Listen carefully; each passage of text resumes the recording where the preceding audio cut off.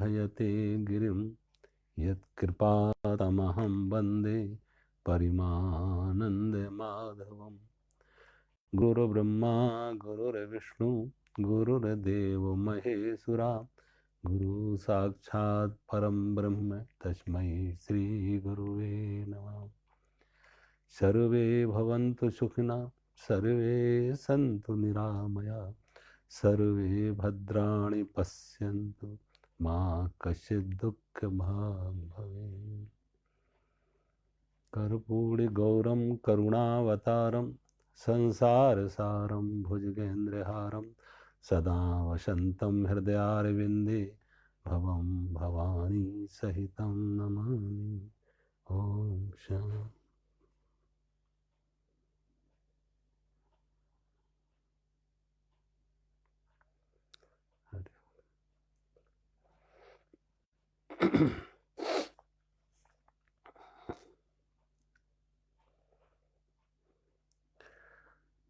गीता अध्याय 4 श्लोक नंबर 6।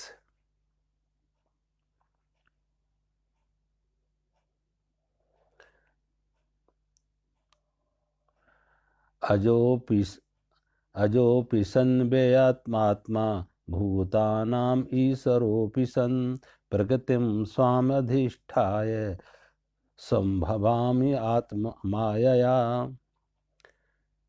मेरा जन्म प्राकृत मनुष्यों के सदृश नहीं है। भगवान कह रहे हैं कि मैं अजन्मा हूँ और अविनाशी हूँ। मैं अजन्मा और अविनाशी स्वरूप होते हुए भी तथा समस्त प्राणियों का ईश्वर होते हुए भी अपनी प्रकृति को अधीन करके अपनी योग माया से प्रकट होता हूँ। मैं अजन्मा हूँ, अविनाशी हूँ, समस्त प्राणियों का ईश्वर होते हुए भी अपनी प्रकृति को अधीन करके अपनी योग माया से प्रकट होता हूँ। पिछले में भगवान ने श्लोक कहा था कि अर्जुन तेरे और मेरे, कहा था हे अर्जुन मेरे और तेरे बहुत से जन्म हो चुके हैं, उन सबको तू नहीं जानता और मैं जानता हूँ। और यहाँ भगवान कहते हैं मैं अजन्मा हूँ, अविनाशी हूँ।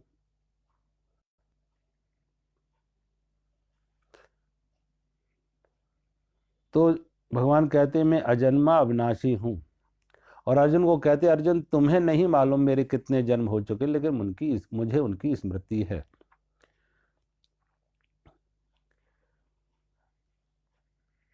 आजकल ऐसी बहुत सी साधनाएं होती हैं जिससे लोग आजकल कहते हैं पास्ट लाइफ प्रोसेस, जैसे पिछला जन्म आपका क्या था जान सकते हैं। तो कभी कोई ऐसे व्यक्ति साधना से पीछे लौटते हैं और पीछे लौटते पिछले जन्म का भी ज्ञान कर सकते हैं। ऐसी साधनाओं को कहते हैं युंजान योग, कि जो पीछे की जाति स्मरण जैसे कहते हैं, पिछले जन्मों की भी याद कर सकते हैं। और कुछ ज्ञानी ऐसे होते हैं जिन्हें कहते हैं नित्य योगी, वो जन्म से ही जागे हुए होते हैं, होश पूर्वक आते हैं।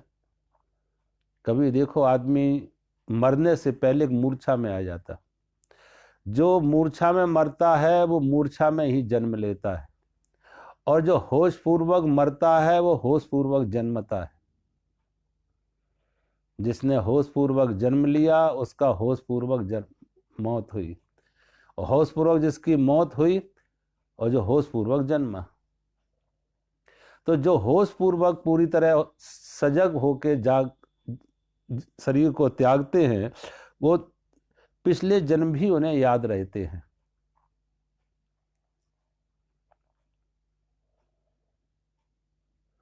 कहते हैं पारसियों के गुरु हुए हैं जरस्थुर। तो जरस्थुर का बारे में कहते हैं कि जब वो पैदा हुए तो जन्म के साथ ही वो हंसे, जन्म के साथ ही हंसे। अब सामान्य रूप से तो होता यह है कि जन्म के समय बच्चा रोता है, बच्चा का रोना स्वाभाविक है और बच्चे का हंसना अस्वाभाविक है। तो घर के लोग भी चिंतित हुए, ये बालक हंसा क्यों। जब वो बड़े हो जाते तो किसी ने उनसे पूछा कि आप, सुना है आपके बारे में कि आप जन्म के समय हंसे, तो आप जन्म के समय हंसे क्यों। तो जरस्तुर ने कहा, क्योंकि मैं मौत के समय भी हंसता हुआ गया, मौत के समय में भी हंसता हुआ गया, तो जन्म के समय हंसता हुआ आया। अन्यथा होता क्या है, बहुत लोग जन्म के समय रोते हैं और मौत के समय भी रोते हैं। अधिकांश लोगों को देखो, मौत का भय इतना ज्यादा होता कि मृत्यु निकट हो तो व्यक्ति इतना भयभीत हो जाता है कि रोना है, रोता हुआ जाता, अनिच्छा से जाता, रोता हुआ जाता।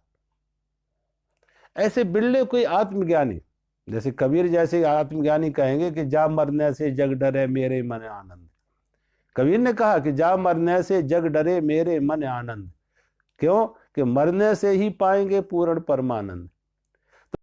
तो कबीर मैं मरने नहीं जा रहा, मैं मरने नहीं जा रहा, मैं क्षुद्र को त्याग के विराट को पाने जा रहा, बूंद को छोड़ के सागर होने जा रहा।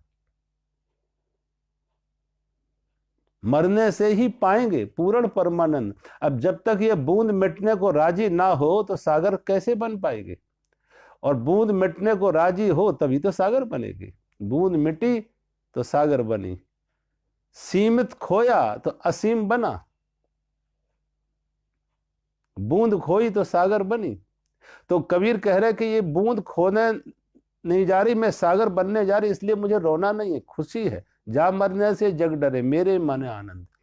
मरने से वो डरते हैं जिन्हें मालूम नहीं है कि वो सागर बनने जा रहे, उन्हें क्या बनने जा रहे, क्या पाने जा रहे, उसका समझ ही नहीं है, होश ही नहीं है। वो तो मौत से डरे कि मेरा सब कुछ छिनने वाला है, छूटने वाला है।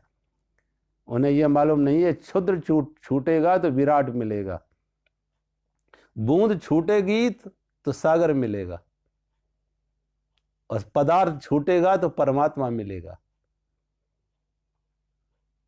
तो जिन्हें वो समझ है कि वो पाने क्या जा रहे, जिन्हें दूसरे किनारे की समझ है, दूसरे किनारे का होश है, उनके रोने का कोई कारण नहीं, क्योंकि संसार का किनारा छोड़ रहे तो परमात्मा के किनारे पर हम पहुंच रहे।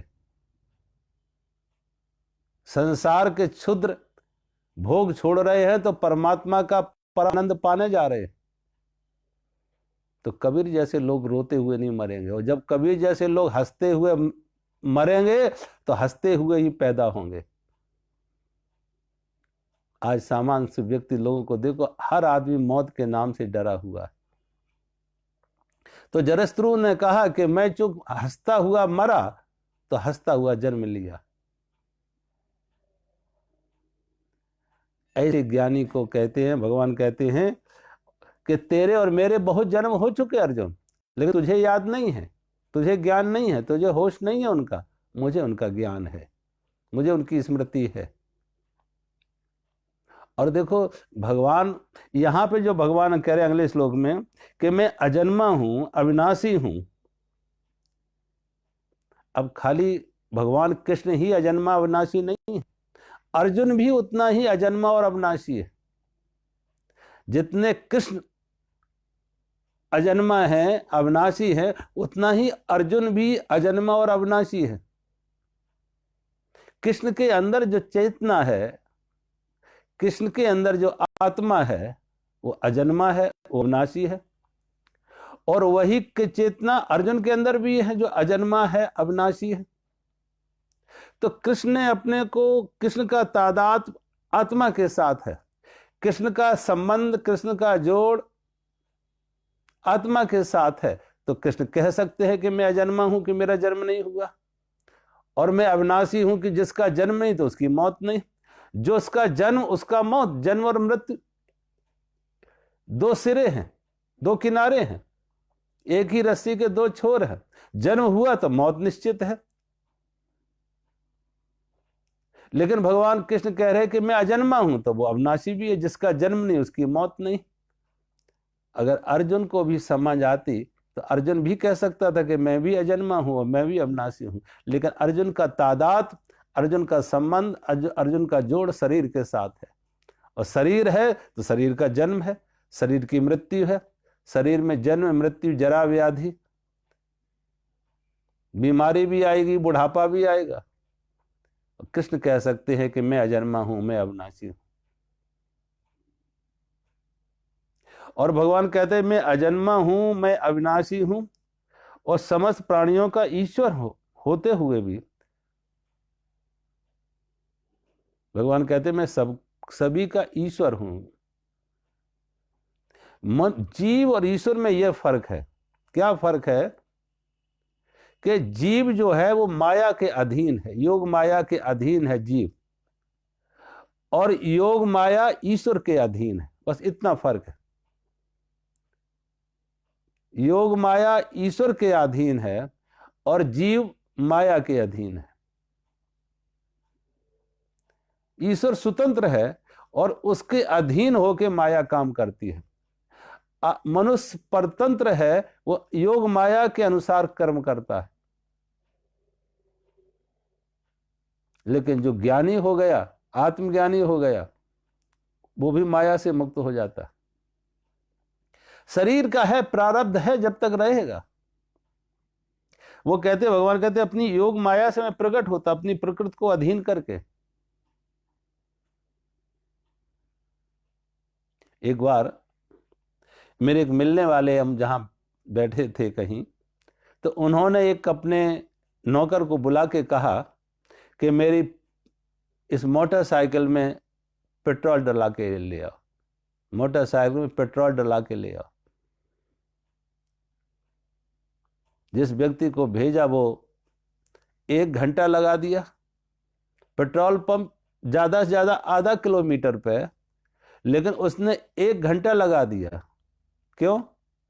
क्योंकि वो मोटरसाइकिल को खींच के ले गया और खींच के ले आया। उसे चलाना नहीं आता था, उसे मोटरसाइकिल चलाना ही नहीं आती थी। खींच के ले गया, खींच के ले आया। 1 घंटे बाद अब आए तो उसके मालिक ने पूछा क्या हुआ, इतना देर लगा दी? कहा साहब मुझे चलाना नहीं आती, मैं तो खींच के ले गया। अब सोचो, वही मालिक 5 मिनट में जा सकता था, आ सकता था, लेकिन क्योंकि मालिक को उस मोटरसाइकिल का चलाना आता है, ये मोटरसाइकिल उसके अधीन है, लेकिन इस नौकर के लिए वो मोटरसाइकिल मुसीबत हो गई। इसको ज्ञान नहीं है मोटरसाइकिल का चलाने का। ऐसे ही ये शरीर रूपी जो शरीर है, वो ज्ञानी के लिए शरीर उसके अधीन है, माया उसके अधीन है, प्रकृति उसके अधीन है। लेकिन जो अज्ञानी है, अज्ञानी के लिए ये दुख का कारण बन जाती है, एक बड़ी मुसीबत बन जाती है, जिम्मेदारी बन जाती है। कभी आप देखो, एक मालिक कार में जाता कहीं, और मालिक कार में जा, कार का यूज किया, मालिक ने कार का उपयोग किया, मालिक जाता किसी काम के लिए कहीं, लेकिन जो कार का ड्राइवर है वो कार का ड्राइवर बैठा रहेगा गाड़ी में जब तक मालिक नहीं आता। वो कार से बंधा हुआ है, वो उसकी ड्यूटी, उसकी जिम्मेदारी कार से के साथ जुड़ी है। जब तक मालिक आएगा नहीं वापस, उसको कार के साथ रहना है, कार के पास रहना है। लेकिन मालिक स्वतंत्र है, वो जब चाहे कार से बैठ सकता है, जब चाहे कार से उतर सकता है, क्योंकि वो उसका मालिक है। ऐसे ही भगवान कहते हैं कि मैं योग माया का मालिक हूं और योग माया मेरे अधीन है। ये संसार, शरीर, प्रकृति भगवान के अधीन है। भगवान अपनी इच्छा से आते हैं और इच्छा से ही जाते हैं।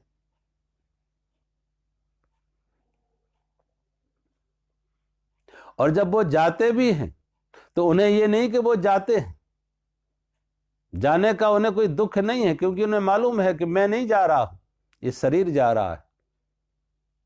आज कृष्ण हमारे बीच में भले ना हो, और एक भगवान जब कहते हैं मैं, तो भगवान का मैं का अर्थ खाली कृष्ण नहीं है। भगवान के मैं का अर्थ है समस्त ज्ञानी, सारी दुनिया में जहां जहां जो भी कोई ज्ञान को उपलब्ध हुए हैं वो सब कृष्ण कह रहे हैं मैं। कृष्ण भी मैं, वही मैं कह रहे हैं।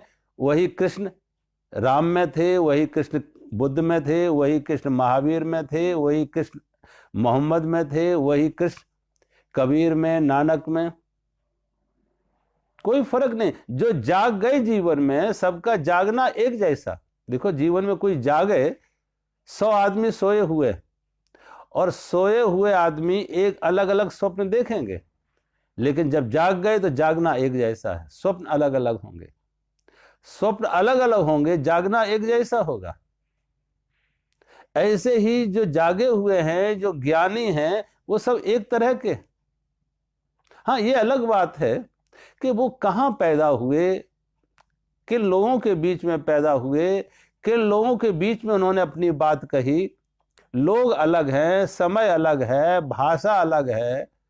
तो इसका अर्थ ये नहीं कि भाषा अलग होने से, समय अलग होने से, लोग अलग होने से जो उन्होंने कहा वो अलग होना, इशारे सबके एक ही तरफ है। अब किसी पहाड़ी पर कोई मंदिर है और उस मंदिर पर सब किसी को पहुंचना है, तो कोई पूरब से जाएगा, कोई पश्चिम से जाएगा, कोई उत्तर से जाएगा, कोई दक्षिण से जाएगा। अब अलग अलग दिशा से आते हुए दिख रहे हैं कि एक आदमी उधर से आ रहा है, एक इधर से जा रहा है, एक पूरब से, एक पश्चिम से, एक उत्तर से, एक दक्षिण से, अलग अलग रास्ते हैं। और जो रास्ते पर बैठे हुए लोग हैं, अपनी दुकानें लगाए भी विरोध करेंगे। वो रास्ता गलत है, ये रास्ता सही है, वो रास्ता गलत है, मेरा रास्ता सही है। क्योंकि उन्हें रास्ते का कुछ लेना देना नहीं, न वो रास्ते से उन्हें कुछ कोई खुद पहुंचे। उनकी दुकानें लगी हैं अपनी, और वो अपनी अपनी दुकानें चलाएंगे। लेकिन जो पहुंच गए ऊपर, जो पहुंच गए, वो ज्ञानी समझ गए कि सभी रास्ते यहीं आके मिल गए। सभी सयाने एक मत, सभी सयाने एक मत। जो वहां पहुंच गए वो एक मत हो गए कि सभी रास्ते आके यहीं मिल गए। वो कोई आपस में विरोध नहीं है, कहीं कोई विरोध नहीं है, कहीं कोई एक दूसरे के विपरीत नहीं है। सभी रास्ते आके यहाँ मिल जाते। वो किसी की निंदा में ना जाते। उनके लिए कोई द्वेष नहीं है, उनके लिए कोई संघर्ष नहीं है, उनके लिए कोई पराया नहीं है। तो भगवान कृष्ण जब कह रहे मैं, तो मैं में खाली कृष्ण नहीं है, उन्हें तुम राम को भी जोड़ दो, उसमें बुद्ध और महावीर को भी जोड़ दो, क्राइस्ट को भी जोड़ दो, मोहम्मद को भी जोड़ दो। और जितने भी ऐसे आत्मज्ञानी हुए हैं, जितने भी जागे हुए लोग हुए हैं जीवन में, जितने भी आत्मज्ञानी हुए हैं, वो सभी कृष्ण के मैं में आ जाते हैं। कृष्ण का मैं इतना व्यापक है, असीम है, कि सब उस मैं में समा जाते। तो भगवान कृष्ण कहते हैं, अर्जुन, मैं अजन्मा हूं और मैं अविनाशी हूं। मैं समस्त प्राणियों का ईश्वर होते हुए भी मैं अपनी प्रकृति को अपने अधीन करके अपनी योग माया से प्रकट होता हूं। अपनी प्रकृति को अधीन कर अपनी योग माया से। वो ऐसे ही कि उस माया पर उनका अधिकार है। जैसे एक मोटरसाइकिल वाला एक खींच के ले जा रहा, उसके लिए वो मुसीबत है, वो बड़ा भारी काम है, और एक आदमी उस पर आराम से बैठ के उसका उपयोग कर लेता। एक उसका उपयोग कर रहा, उस पर बैठ के आराम से यात्रा कर लेता, क्योंकि उसको उसका ज्ञान है कि इसको चलाया कैसे है, वो उसका मालिक है। और एक आदमी उसके ऊपर उसकी वो गुलाम हो गया, उस साधन का गुलाम हो गया, उस साधन का गुलाम हो गया, साधन उसके का मालिक हो गया। एक कार का मालिक है, एक कार का ड्राइवर, एक कार से बंधा हुआ, एक कार से स्वतंत्र है। उपयोग करेगा लेकिन स्वतंत्रता पूर्वक, अपनी स्वतंत्रता भी उसकी है। ऐसे ही भगवान कहते मैं स्वतंत्र हूं अपनी योग माया से, लेकिन योग माया के माध्यम से मैं आता हूं। क्योंकि देखो, कोई कर्म करता हो, कोई भी कर्म करना हो तो कामना चाहिए। कोई भी कर्म करना हो तो कामना चाहिए, बिना कामना के कर्म नहीं होता।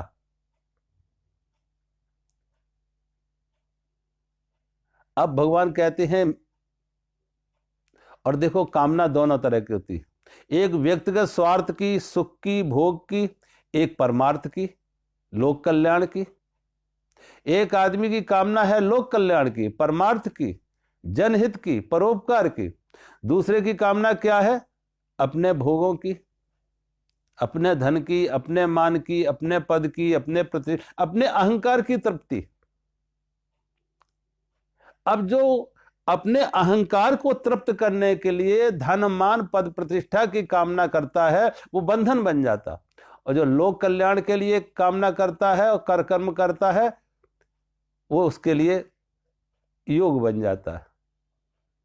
तो भगवान कहते हैं कि भगवान भी अगर अवतार लेते हैं तो कोई ना कोई कामना चाहिए, और कामना चाहिए तो फिर माया आ गई यहां। जब कामना हुई, माया का अर्थ है कामना। तो जो सकाम कर्म करते हैं संसार के भोग को लेके, संसार की वस्तु को लेके, ऐसे काम बंधन जो होते हैं, तो भगवान कहते हैं वो माया के अधीन है। और जो लोक कल्याण के लिए कर्म करते हैं, लोक कल्याण, लोक हित, जनहित की भावना का कामना करते हैं कि जनहित परोपकार के लिए, वो माया से मुक्त हो जाते हैं, वो माया के अधीन नहीं आते। योग माया उनके अधीन हो जाती, क्योंकि उन्हें अपने लिए कुछ नहीं पाना है। लोक कल्याण, जनहित, परोपकार। अब फूल एक खिलता है लेकिन लोगों को सुगंधी दे रहा, वो योग माया के अधीन नहीं।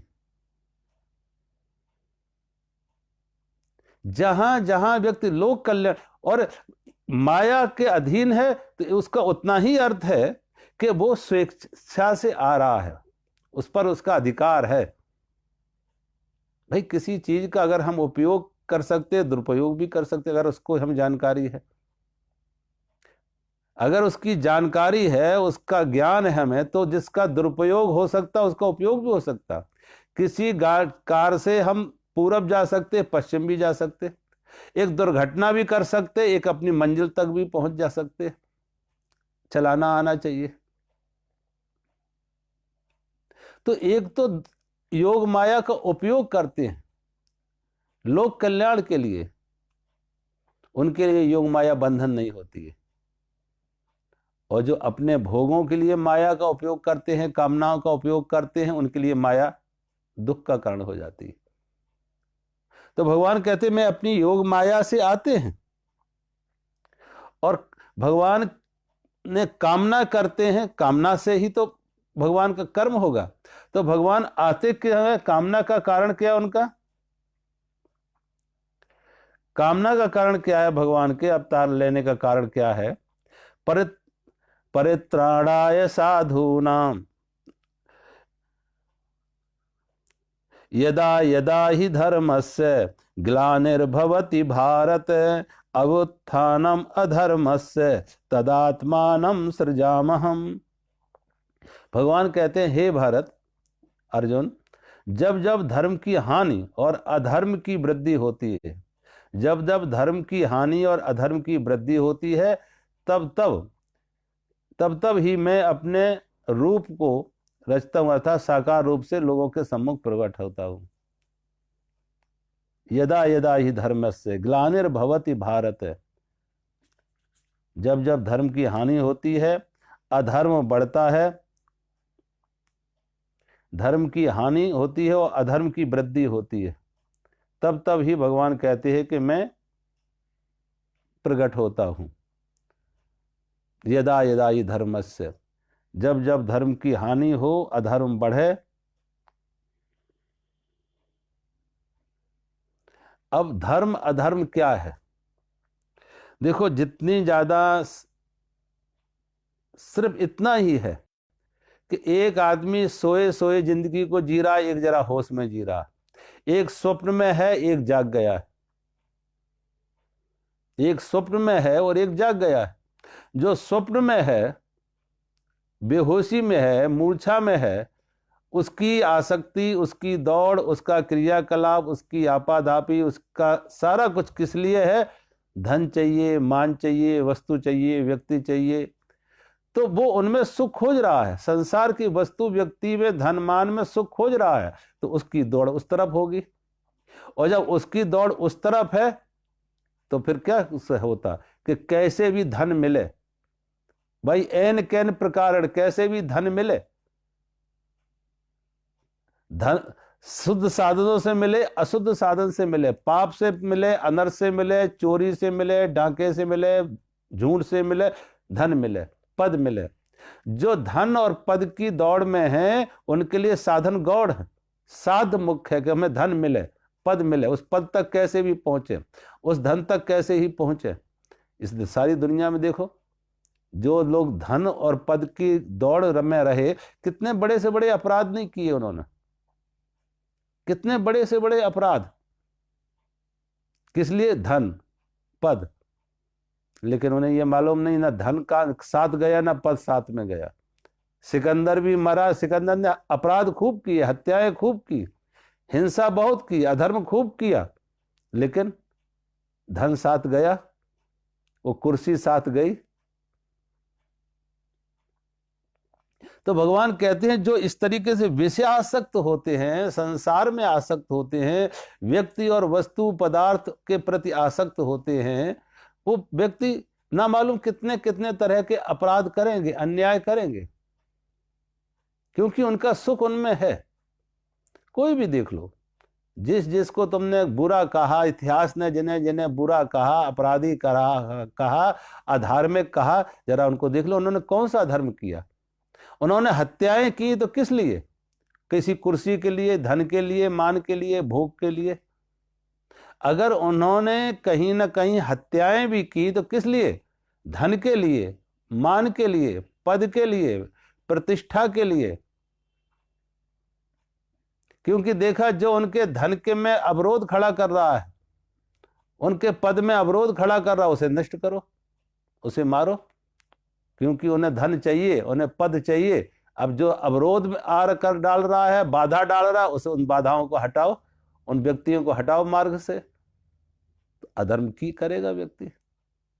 अगर उसे धन की मांग ना हो, पद की दौड़ ना हो, तो क्यों लोगों की हिंसा में जाएगा? वो क्यों अपराध करेगा? उसे धन नहीं चाहिए, उसे कोई पद की दौड़ में भी किसी के साथ कोई स्पर्धा नहीं है उसकी।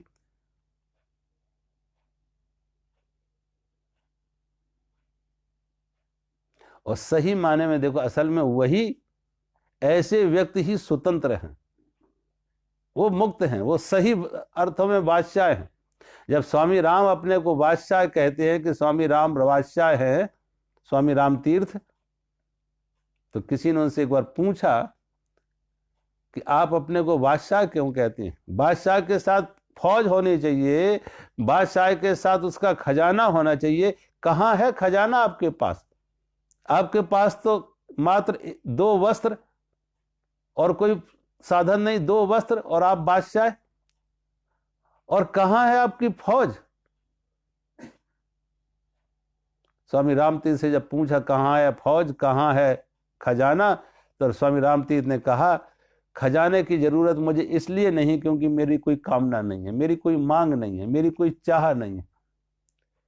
खजाना उनको चाहिए जिनकी कोई मांग है, जिनकी कोई चाह है, जिनकी कोई जरूरत है। तो उस खजाने से अपनी जरूरतें पूरी करेंगे, अपनी मांग पूरी करेंगे, अपनी कामनाओं की पूर्ति करेंगे उस खजाने से। अब मेरी कोई मांग ही नहीं है, मेरी कोई चाह ही नहीं है, मुझे कुछ चाहिए ही नहीं।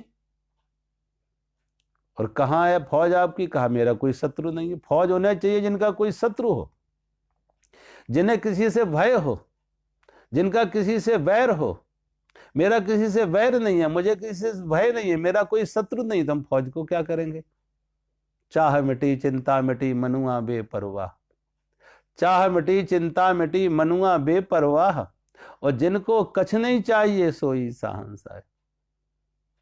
जिनकी कोई चाह नहीं है, उनकी, जिनकी कोई चिंता नहीं है। चाह होगी तो चिंता भी आएगी।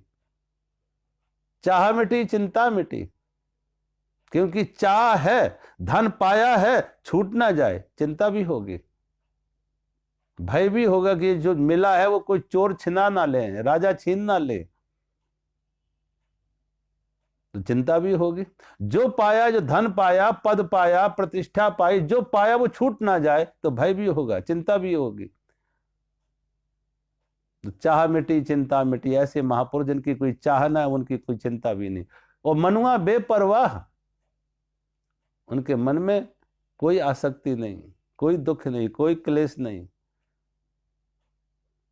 संत कहते हैं वही शहंशाह है, वो सम्राटों के भी सम्राट।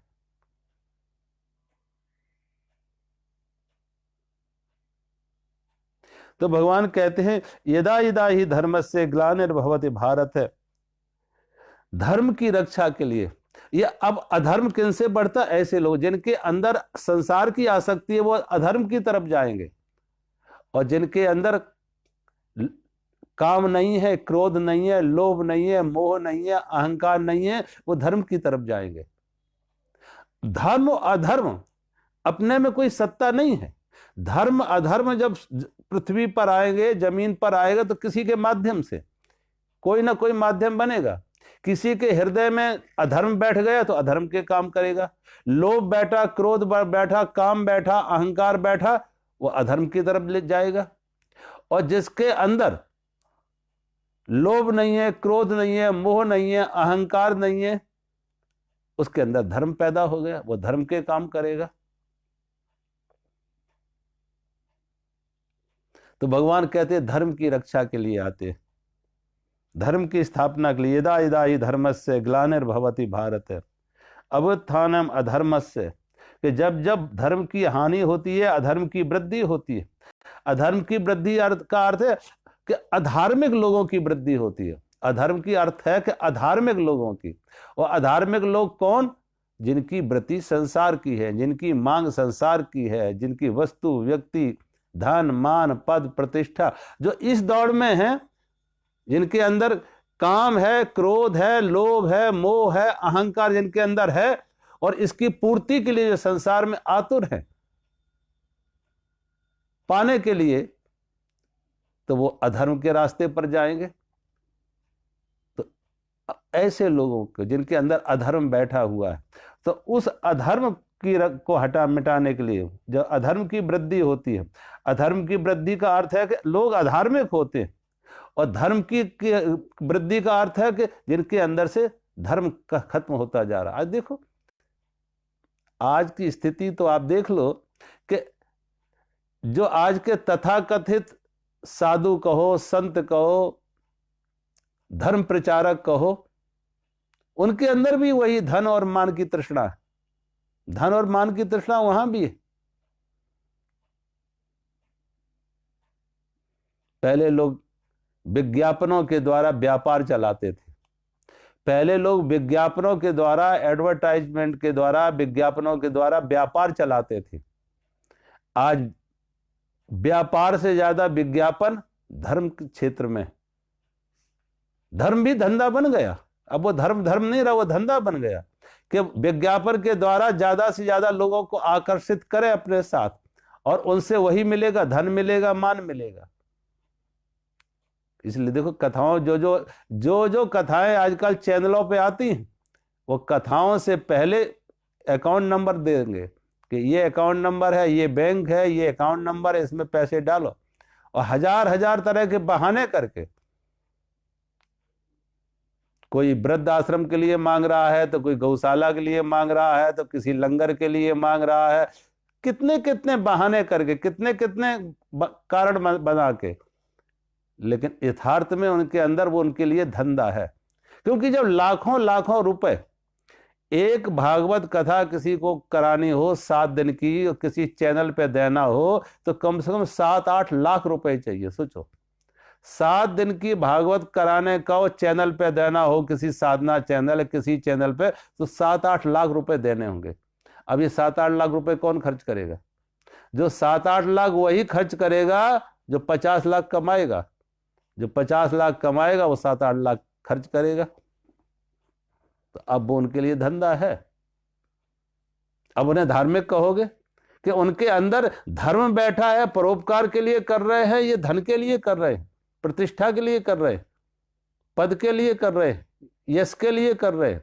और देखो, बड़ी बड़ी संपत्तियां लोग इकट्ठी कर लेते थोड़े दिनों में ही बड़ी बड़ी संपत्तियों के मालिक बन जाते हैं, और वो उनकी सारी पारिवारिक संपत्ति हो जाती है। उसमें पत्नी भी है, पिता भी है, भाई भी है, सारा एक मिलके ट्रस्ट बना लिया।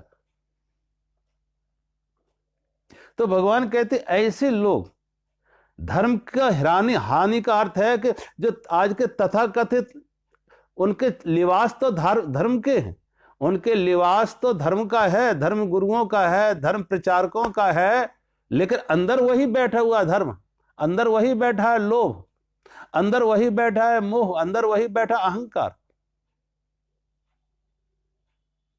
धर्म के भेष में भी अधर्म ही चल रहा है, धर्म का लिबास पहन के भी अधर्म ही चल रहा है। और बहुत बार होता क्या है, सीधा अधार्मिक को तो आप पहचान सकते हैं, लेकिन धर्म का लिबास पहन के कोई अधार्मिक है तो पहचान में भी नहीं आता। उस लोगों की श्रद्धा का दोहन करता है, शोषण करता है, लोगों को भटकाता है। तो भगवान कृष्ण कहते हैं कि धर्म की रक्षा के लिए मैं आता हूं। अधर्म, जब धर्म की हानि होती है और अधर्म की वृद्धि होती है, धर्म की हानि और अधर्म की वृद्धि। धर्म की हानि कब है कि जब धार्मिक लोग कम रह जाते हैं, और अधर्म की वृद्धि कब है कि जिनके अंदर ज्यादा अधर्म है, संसार है, भोग है, तब भगवान कहते मैं अपने रूप में प्रकट होता हूं। अब देखो, जब ज्यादा ये आडंबर बनता तभी तो ऐसे महापुरुष आते। स्वामी दयानंद सरस्वती आर्य समाज के फाउंडर कब आए थे? जब देखा धर्म के नाम से धंधे चल रहे, मंदिर मंदिर नहीं रही, मंदिर भी दुकानें हो गई, मूर्ति मूर्ति नहीं बन रही, वो मूर्ति भी व्यापार हो गए, और पंडा पुजारी किस तरीके से लोगों को मूर्ख बना के लोगों की श्रद्धा का दोहन करते, शोषण करते। तो ऐसे समय में तब महापुरुष आते हैं कि इनका खंडन करने के लिए, कि इन बुराइयों को रोकने के लिए। और इन बुराइयों को रोकने के लिए जब ऐसे महापुरुष आते हैं तो वो भगवान के ही रूप है, भगवान की ही प्रेरणा से वो ऐसे काम कर रहे हैं। उनमें भगवान की ही प्रेरणा उनके अंदर है कि इन अधर्मियों को जरा बेनकाब करो, इन धर्म के सौदागरों को, धर्म के धंधा करने वालों को, ये धर्म का लिबास पहने हुए अधर्मों को थोड़ा बेनकाब करो ना। तो बड़े बड़े महापुरुष आते हैं जो इन बुराइयों का खंडन करने के लिए, और वो उनमें भगवान की ही शक्ति है। भगवान कहते तब मैं ही आता हूं अनेक अनेक रूप में।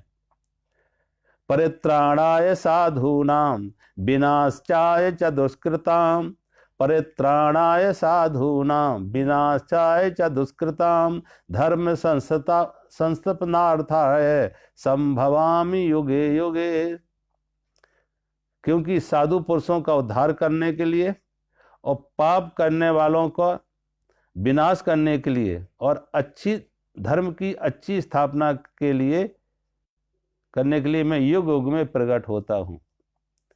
भगवान कहते हैं कि धर्म की स्थापना के लिए परित्राणाय साधूनाम विनाशाय च दुष्कृताम, ऐसे महापुरुष संभवामि युगे युगे, समय समय पर भगवान कहते हैं हम आते, युग युग में आते। और देखो, युग युग का अर्थ ही नहीं कि एक युग में एक ही भगवान कोई आएगा, ऐसा नहीं। एक युग में कोई एक भगवान आएगा, ऐसा नहीं है। एक युग में अनेक भगवान अनेक रूप में आएंगे। अब पुराणों में कहानियां देख लो, एक भगवान ने जब देवता और असुरों ने मिलकर समुद्र मंथन किया, देवता और असुरों ने जब समुद्र मंथन किया कि समुद्र से अमृत प्रकट करना था, समुद्र मंथन किया, तो समुद्र देखा जब जो मदराचल पर्वत जिससे जो मथानी जिसकी बनाई थी वो नीचे जाने लगी, तो भगवान ने एक रूप बनाया, कच्छप अवतार लिया। कच्छप अवतार लेके भगवान उसकी अपनी पीठ लगा के उसके नीचे जाते कि उनकी पीठ पर वो नीचे समुद्र में ना जाए। कच्छप अवतार भगवान ने लिया उसी में। जब ये असुर और देवता दोनों थक जाते हैं, अमृत मंथन नहीं होता, असुर और देवता जब थक जाते हैं, अमृत मंथन नहीं उनसे हो पा रहा, थक गए, तो भगवान ने दूसरा अवतार लिया अजीत रूप में। अजीत अवतार भगवान का हुआ। तो भगवान खुद आके चरनिंग करते, मथते सागर को।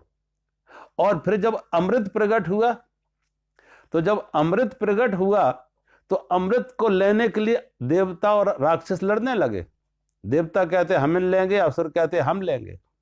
अब असुर शरीर से जरा तगड़े थे, ज्यादातर तुम देखोगे जो बुराई करने वाले लोग शरीर से तगड़े होते हैं और अच्छे भले लोग होते शरीर से होते कमजोर होते। तो ये हावी हो गए, असुर हावी हो गए और असुरों ने छीन लिया, वो कलश छीन लिया अमृत का कि पहले हम लेंगे, देवताओं को नहीं मिलेगा। तो भगवान ने एक और रूप लिया, मोहिनी रूप लिया भगवान ने। फिर भगवान ने मोहिनी रूप जब लिया तो ये असुर पहले से शराब तो पी चुके थे, क्योंकि उससे पहले शराब निकली थी। तो जब शराब निकली थी तो असुरों के बांट में आ गई थी। सबसे पहले कामधेनु गाय निकली, ऋषियों को संतों को दे दी। बाजश्रवा घोड़ा निकला, असुरों को दे दिया बाजश्रवा घोड़ा। ऐरावत हाथी निकला, इंद्र को दे दिया। कौस्तुभ मणि निकली, भगवान विष्णु को दे दी। शराब निकली, असुरों ने ले लिया। जहर निकला, कोई लेने को तैयार नहीं, भगवान शिव के पास पहुंचे। लक्ष्मी निकली, विष्णु को दे दी। और जब अमृत निकला तो अब दोनों छीना झपटी में, तो भगवान ने मोहिनी रूप धारण किया। और मोहिनी रूप धारण किया, शराब पिए हुए थे असुर, भगवान के सुंदर रूप को देख के, मोहिनी रूप देख के, स्त्री का सुंदर रूप देख के मोहित हो जाते।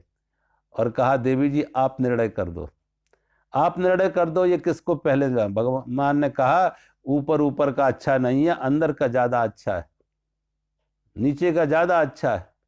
तो भगवान ने पहले देवताओं को पिला दिया।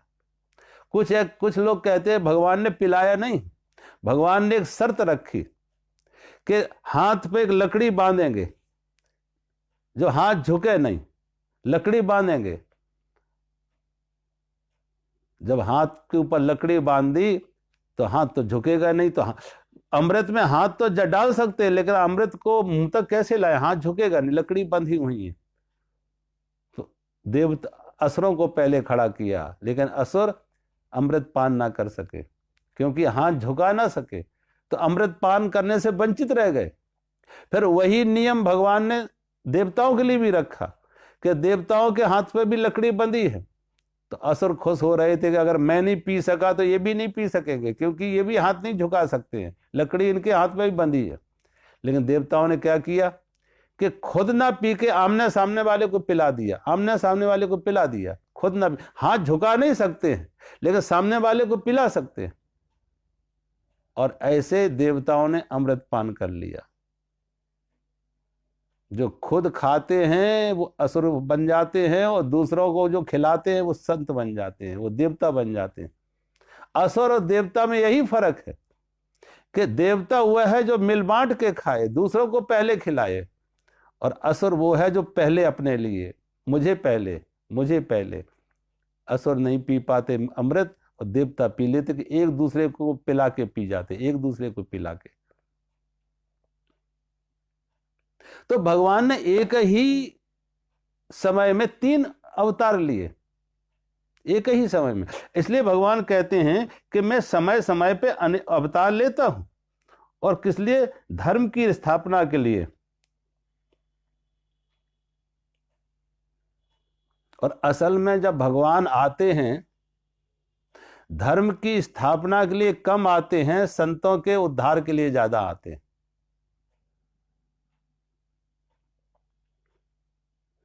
किसी कोई 2 मित्र आपस में 2 मित्र, तो एक मित्र उनका विदेश में था, बाहर विदेश में था, अमेरिका में था, कनाडा में कहीं था, बाहर देश में था। तो उसने, जो हिंदुस्तान में उसका मित्र था, उसके हिंदुस्तान वाले मित्र ने अपने अमेरिका के मित्र को पत्र लिखा, खबर दी कि मेरे बेटी की शादी है और मैं आपको आमंत्रित कर रहा हूं, मेरी इच्छा है कि आप जरूर उस शादी में सम्मिलित, मेरी बेटी की शादी में सम्मिलित होने आए। दोनों के बीच में अच्छी मित्रता थी, प्रगाढ़ मित्रता थी, बचपन से दोनों साथ पढ़े रहे। मित्र ने उसे स्वीकार किया, मित्र आया। और जब मित्र आया तो किस लिए आया? अपने मित्र की बेटी की शादी में सम्मिलित होने के लिए। लेकिन संयोग से दोनों एक ही गांव के थे, जो मित्र अमेरिका में था, उस मित्र का भी घर उस गांव में, उस शहर में था, उस जगह उसका भी घर वहां था। तो उसने कहा आ तो गए ही हैं, अपने मित्र के बेटी की शादी के लिए आया हूं, लेकिन जब आ ही गए हैं तो जरा अपने घर की भी सफाई करवा लो। अपना घर का 2 साल 3 साल से ताला नहीं खुला है, कितना कूड़ा कचरा। तो उस मित्र ने आके अपने घर की सफाई भी करी, सफाई भी की। लेकिन वो सफाई के लिए नहीं आया था, आया किस लिए था? मित्र की बेटी की शादी के लिए आया था, मित्र के प्रेम में आया था, मित्र के भाव में आया था, मित्रता में आया था।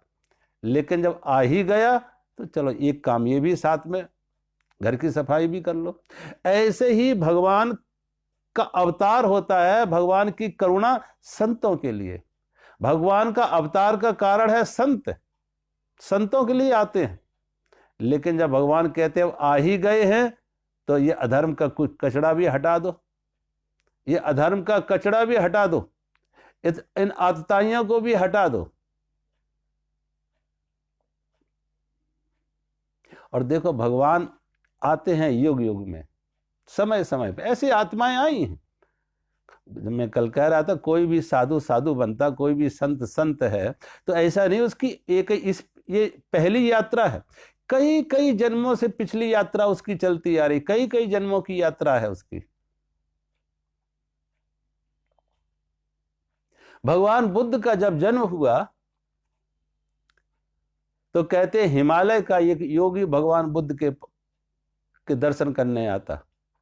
हिमालय का एक योगी भगवान बुद्ध के दर्शन करने आता जब वो एक शिशु अवस्था में थे, छोटे थे बच्चे। महाराज शुद्धोधन को खबर मिली कि ऐसा महान सिद्ध हिमालय का योगी मेरे घर पधारा है, मेरे महल में द्वार पर आया है। महाराज शुद्धोधन ने उस योगी का स्वागत किया, सम्मान किया, ऊंचे आसन पर बिठाया। उस योगी ने अपनी इच्छा प्रकट की कि मैं तुम्हारे नवजात शिशु के दर्शन करने आया। महाराज शुद्धोधन को खुशी हुई कि मेरे पुत्र को, मेरे इस नवजात शिशु को इस महान योगी का आशीर्वाद मिलेगा, इस महान योगी का आशीर्वाद मिलेगा, इस सिद्ध योगी का आशीर्वाद मिलेगा। महाराज शुद्धोधन उस शिशु रूप में भगवान बुद्ध को लेके आते, जो उनका बचपन का नाम सिद्धार्थ था, अपने पुत्र को लेके आते हैं और उस योगी के पैरों में रख दिया। उस योगी के पैरों में शिशु को रख दिया महाराज शुद्धोधन ने। लेकिन वो योगी रो पड़ा। जब वो योगी रो पड़ा तो महाराज शुद्धोधन ने पूछा ऐसा अपशकुन आप क्यों कर रहे हैं? रोने का क्या कारण है? आप रो क्यों रहे हैं? इस बालक को देख के, शिशु को देख के रो क्यों रहे हैं? ऐसा अपशकुन क्यों कर रहे हैं? उस हिमालय के योगी ने कहा ये अपशकुन नहीं, ये महासगुन है। ये अपशकुन नहीं, ये महासगुन है। और क्या महासगुन है? कि बुद्ध जैसी आत्माएं कभी कभी प्रकट होती हैं। बुद्ध जैसी आत्माएं कभी कभी प्रकट होती हैं। मैं रो इसलिए रहा कि जब ये फूल खिलेगा, अभी तो ये कली है, जब ये फूल कभी खिलेगा तो मेरा ये शरीर नहीं होगा इसकी सुगंधी लेने के लिए। मुझे वो मौका नहीं मिलेगा कि मैं इसके चरणों में बैठ के इसकी सुगंधी पा सके, इसका ज्ञान ले सके, क्योंकि मैं तो बूढ़ा हो चुका, मौत नजदीक है। तो मैं रो रहा अपने दुर्भाग्य के लिए कि मुझे ये फूल जब खिलेगा तो इसकी सुगंधी लेने के लिए मैं ना रहेंगे इस संसार में, मैं ना होंगे। लेकिन ऐसे बुद्ध जैसी आत्माएं कभी कभी आती है। और उस योगी ने बुद्ध के चरणों में अपना मस्तक झुकाया, अपना सिर बुद्ध के चरणों में रखा कि ऐसी आत्माएं कभी कभी आती है। तो भगवान कृष्ण जब कह रहे संभवाम योगे योगे का अर्थ यही है कि भगवान कृष्ण के रूप में नहीं, बुद्ध के रूप में भी वही आए, महावीर के रूप में भी वही आए, नानक के रूप में भी, कबीर के रूप में, जो जो ऐसे दिए जले, सभी दियों में रोशनी एक ही थी, एक ही रोशनी थी, रोशनी में कोई फर्क नहीं है। और सभी रोशनी का मूल स्रोत क्या है? सूर्य। सभी प्रकाश का, सभी रोशनी का मूल स्रोत सूर्य है।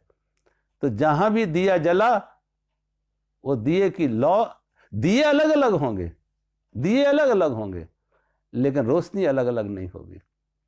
बुद्ध ने जो रोशनी दी वही रोशनी महावीर ने दी, नानक ने वही रोशनी दी, कबीर ने वही रोशनी दी, फरीद ने वही रोशनी दी, मीरा ने भी वही रोशनी दी, और क्राइस्ट मोहम्मद ने भी वही रोशनी दी। जहां जहां ये दिए जले, दिए अनेक थे, दियों के रूप अलग थे, दिए अलग अलग समय पर आए, लेकिन रोशनी अलग अलग नहीं थी, प्रकाश उनका सबका एक था। तो भगवान कहते संभवामि योगे योगे, जब जब ऐसी आत्माएं आती हैं तो किस लिए आती हैं? परित्राणाय साधूनाम विनाशाय च दुष्कृता। और एक बात और कहते हैं कि दुष्कृताम का अर्थ ये नहीं कि दुष्ट का नाश करना। अगर दुष्ट का नाश करना है तो वो भी दुष्टता होगी। आज कोई ये कह सकता है ये बात? सोचो, आज ये कोई कहे कि मैं आया हूं दुष्टों के संहार करने के लिए, उठाए तलवार और मारकाट शुरू कर दे, तो वो भी दुष्टता हो गई। अगर दुष्ट को मारने के लिए तलवार उठाना पड़े तो वो भी दुष्टता होगी। भगवान कहते दुष्टता को मारने के लिए, दुष्ट को मारने के लिए नहीं, दुष्टता को मारने के लिए, दुष्टता को मारने के लिए। महात्मा गांधी कहते थे पाप बुरा है, पापी बुरा नहीं है। पाप बुरा है, पापी नहीं। Hate the sin not the sinner. पाप से घृणा करो, पापी से नहीं। बीमारी बुरी होती है, बीमार बुरा नहीं होता है। बीमारी बुरी होती है, बीमार बुरा नहीं होता है। और कोई डॉक्टर जब आता है, बीमार को मारने नहीं आता, बीमारी को मारने आता है। कोई भी डॉक्टर का काम क्या है? बीमार को मारना नहीं है, बीमारी को मारना, बीमारी को मिटाना है, बीमार को मिटाना नहीं है। अगर कोई डॉक्टर ऐसा हो कि हम बीमार को ही मिटा दें, ना रहे बांस ना बजे बांसुरी, बीमार को ही मिटा दें, अगर बीमार को ही मिटा दें, बीमारी मिटाने के लिए बीमार को ही मिटा दें, तो वो डॉक्टर नहीं कहलाएगा, वो तो कोई हत्यारा कहलाएगा, वो कोई अपराधी कहलाएगा। लेकिन भगवान कहते हैं, भगवान दुष्ट को मारने नहीं आते, दुष्टता को मारने आते। दुष्टता को, कि जहां जहां दुष्टता है उसे मारा जाए। भगवान बुद्ध ने अंगुलीमाल को मारा, भगवान बुद्ध ने अंगुलीमाल को मारा, लेकिन कैसे? अंगुलीमाल की हत्या नहीं की, अंगुलीमाल के अंदर की दुष्टता को मारा।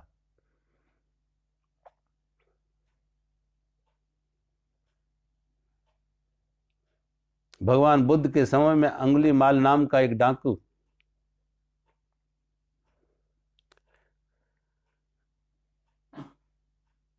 उसने संकल्प लिया, प्रतिज्ञा की 1000 लोगों की हत्याएं करेंगे,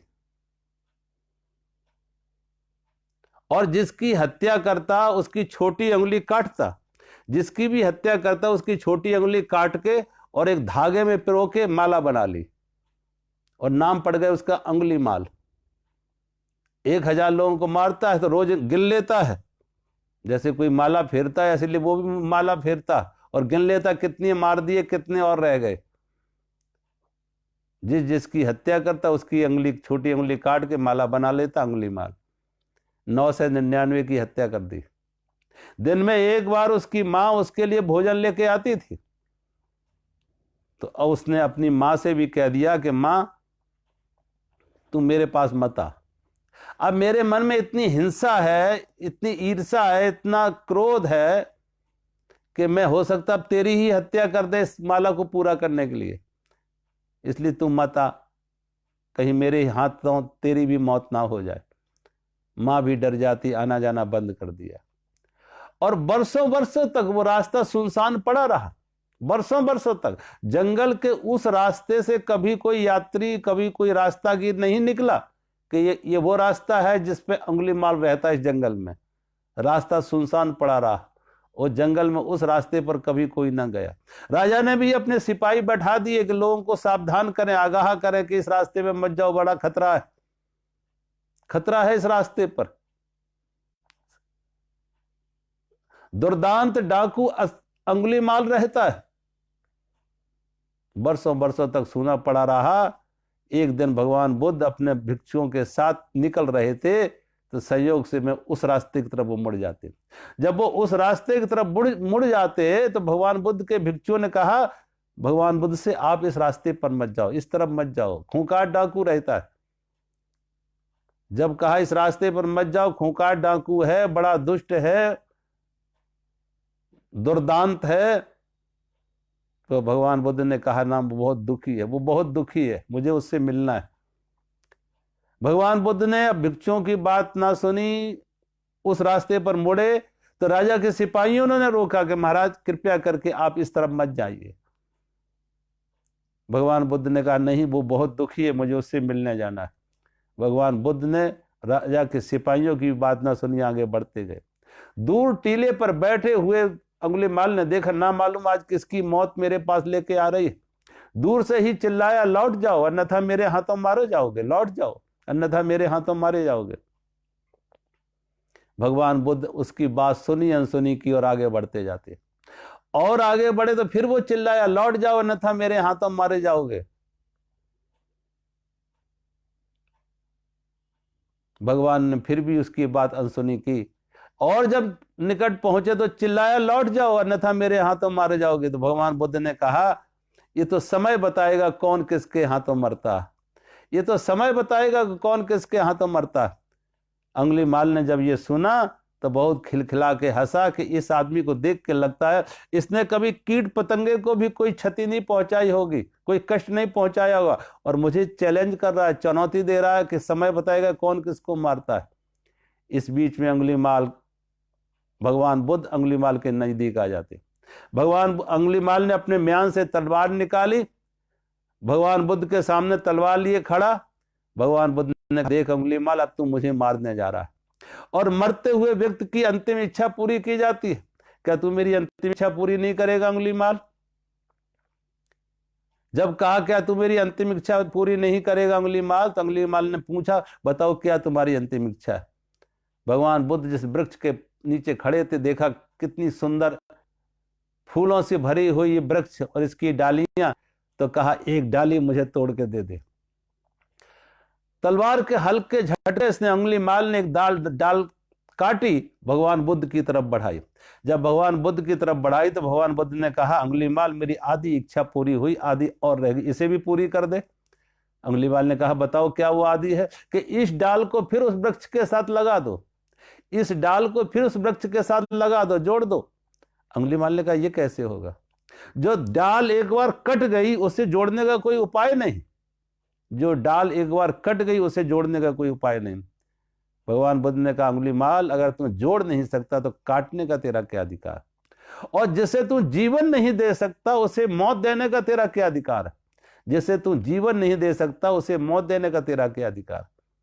भगवान बुद्ध के हृदय से निकले ये शब्द अंगुलीमाल के हृदय में तीर की तरह चुभ जाते। अंगुलीमाल स्तब्ध हो जाता, कुछ बोल ना सका, कुछ कह ना सका, अवाक खड़ा एक क्षण तक, और ये शब्द उसके अंतर में उनके हृदय में गूंजने लगते कि अंगुलीमाल जिसे तू जीवन नहीं दे सकता उसे मारने का तेरा क्या अधिकार?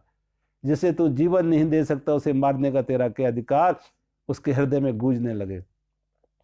अंगुलीमाल ने तलवार फेंक दी और भगवान बुद्ध के चरणों में गिर जाता।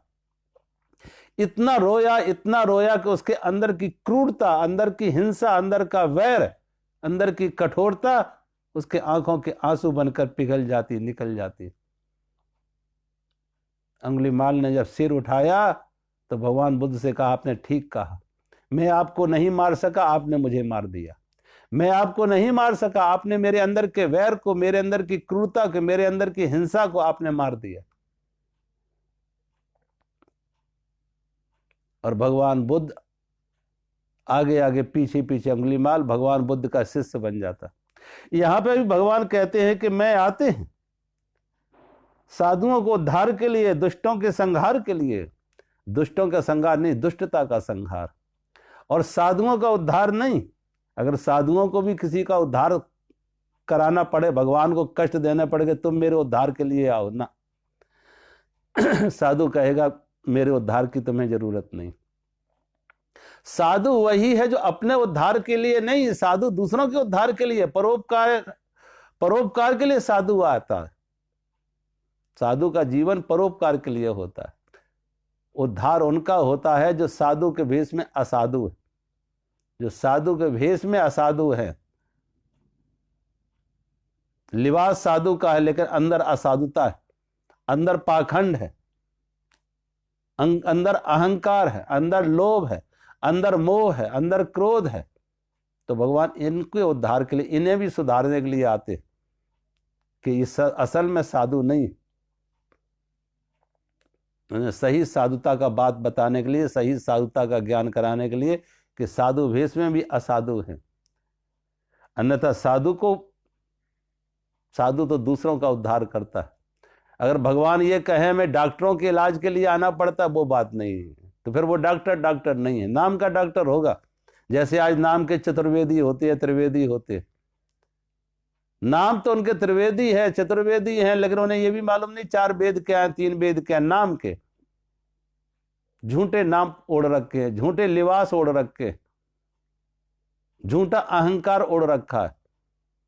तो भगवान कहते हैं परित्राणाय साधूनाम विनाशाय च दुष्कृताम धर्म संस्थापनाय संभवामि युगे।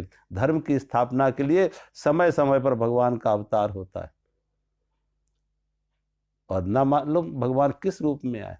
अब ऐसा नहीं कहते, आज भी अच्छे महापुरुष बहुत हैं, अच्छे राजनेता बहुत हैं, अच्छे महापुरुष बहुत हैं, अच्छे साधु बहुत हैं, अच्छे लोग बहुत हैं, और उन सब में भगवान की ही ज्योति है।